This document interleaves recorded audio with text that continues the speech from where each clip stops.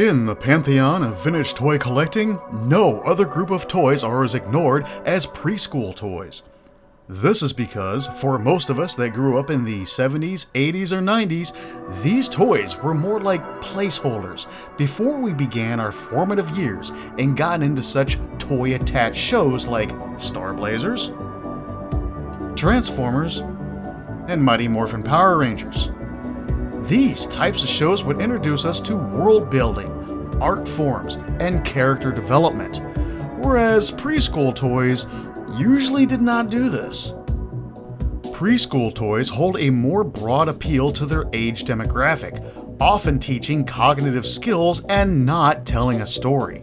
They're usually unisex, rugged, and simple in construction, and due to those facts, they usually have a long life as hand-me-downs and donations. On top of that, they have higher numbers. Chances of you having a see and say or simple building blocks as a kid were much higher than specific toy lines like Teenage Mutant Ninja Turtles or Marvel figures. It's all about supply and demand.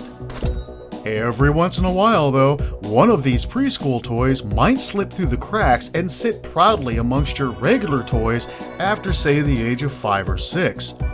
The appeal, ruggedness, and overall play value might even exceed later years' toys, and maybe, just maybe, that toy stays with you for your entire life. Introducing Tough Stuff. Since my birthday was close to Christmas, around Christmas time, my grandparents started buying toys early. So technically, I have had this truck since before I was born. Oh, wait. Not this particular truck. This one. This 1977 Pound-A-Truck has been ramped off roofs, been hit by a car, used as a skateboard and even a bicycle ramp, and due to its rugged, high-density polyethylene plastic construction from 1977 to 2026 and beyond, it lives to tell the tales of 1,000,000 miles around my childhood home and the years of abuse that it endured. So, I always thought that the truck's name was Tough Stuff, as it was deeply molded into the truck's bed along with the Mattel logo. I recently found out that not only is it not the truck's name, but it was the trademark name for the type of plastic it and other toys were made of in the 1970s from Mattel. High-density polyethylene is a type of plastic made from other plastic scraps. Not only does it have the unique appearance of looking almost like unfinished fiberglass, but it's also non-toxic and, well, obviously, very durable. Tough Stuff's damages include a chip on the front fascia from being hit by a car, this crack in the bed, and various bite marks made by my teen years dog who loved to play with me with it.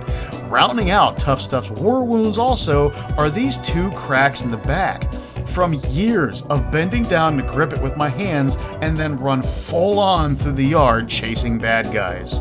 Despite all this damage and abuse, miraculously, the wheels are in good shape and the axles are still straight, letting it roll easy. And it's prepared for the next kid to dish out the punishment.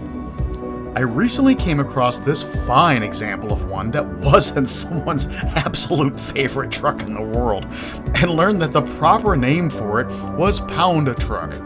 It came with this yellow, removable tool bench that featured some cognitive learning pieces that you had to use a wrench to install a few pieces, or the hammer, plus 2 drivers up front. In all reality, I don't ever remember having the tool bench and vaguely remember having a few of the tool accessories. For me, it was always about a big, indestructible truck that could drive through fire and crash through buildings, as it was helping me ward off an alien attack in my imagination. Honestly, where the tool bench rests in the back always reminded me, even at a younger age, of my grandfather's square-body Chevy pickup truck, and the taillights, to me, kind of looked the same. Tough Stuff was always a Chevy truck to me, too. The Tough Stuff plastic was introduced around 1971 as it was used for the Mattel Tough Stuff Power Shopper shopping cart and original Tough Stuff truck, but was soon made into a plethora of other toys such as the chainsaw, the drill, sewing machine, letter blocks, and other trucks. Tough Stuff himself even having a fire truck variant. Man, I kinda want it. Most toys have a time period of when they were actually used as toys, but due to the crazy tough construction, even though these were 70s toys, I saw a ton of them in the 80s and 90s because they lasted so long. And even online auction sites still have these toys for sale due to how long they lasted. The Tough Stuff name sold so well, Mattel even put the name on toys that weren't even made of the high-density polyethylene plastic, like this Tough Stuff Workshop. On the secondhand market, these toys bring very little and are shelf warmers for eBay sellers and vintage shops alike. I procured my second Pound a Truck for $20 shipped. It was filthy when I got it, so I let it soak in the tub a bit to let it clean up. I also threw in my original Tough Stuff, and while the new one shined up like a new penny, that 1985 Fairlawn Avenue house dirt just ain't coming out of it. And really, that's the way I prefer it. Tough Stuff is one of the only toys that has its own place on display in my home, as I don't get to display much of my collections due to limited space. However, he earned that spot as a testament of his rugged construction and the love of so many years of being my go-to toy to roughhouse with. A vintage toy in the secondary market that has no value, but will always be priceless to me. Thank you for watching.